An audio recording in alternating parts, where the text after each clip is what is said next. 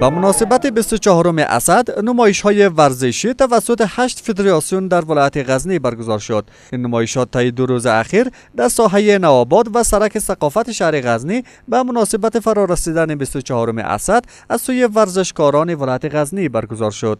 مسئولان میگویند در این نمایش‌های ورزشی 8 فدراسیون مختلف ورزشی اشتراک کرده و هدف از آن را تجلیل از 24 اسد روز استقلال کشور توسط مجاهدین امارت اسلامی عنوان می‌کنند. آنان نیز می‌افزایند که ورزش در طی 5 سال حاکمیت امارت اسلامی رشد چشمگیری داشته و می‌گویند که آمریت تربیت بدنی و ورزش غزنی حمایت همه جانبه را در قبال ورزشکاران داشته است.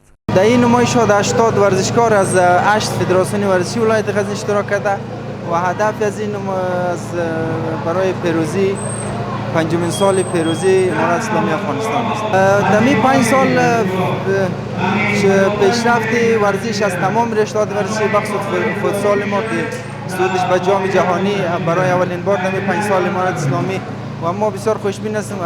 آمریت خصوصا آمریت ورزشی ولایت غزنی ورزشکارا را حمایت میکنه که خودم شخصا هم جمعی از ورزشکارا هستیم و واقعا ما را حمایت میکنه و ما خیلی تشکر سپاسگزار هستیم. در همین حال ورزشکاران اشتراک کننده در این برنامه 24 اسد را یک روز پردستاورد در کشور یاد کرده و از اجرای عدالت توسط امارت اسلامی در انتخاب ورزشکاران برای عضویت در تیم‌های ملی خبر میدهند. څلوریستم د اسد د افغانستان په تاریخ کې د آزادۍ د استقلال د ورځې په مناسبت باندې په ټول هیواد کې د دغه ورځې په مناسبت باندې ورزشکاران راټولیږي او وګړي د ټولنې راټولیږي او خوشحالي څرګندوي. په دې اساس باندې چې موږ تاسو د نړۍ سوپر ځواک د نړۍ هغه طاقت لرونکی هیواد شکست یا ماته ورکړی چې هغوی په نړۍ کې مثال یو زیات نمونې خان لري، هغوی په نړۍ کې مثال یو سوپر طاقت لري، یعنې په نورو هیوادونو باندې یو زیاته ویره خپره کړې ده، ډار یې خپور کړی ده. خو الحمدلله د افغانستان اسلامي نظام او د اسلامي نظام ترڅنګ دغه اسلامي امت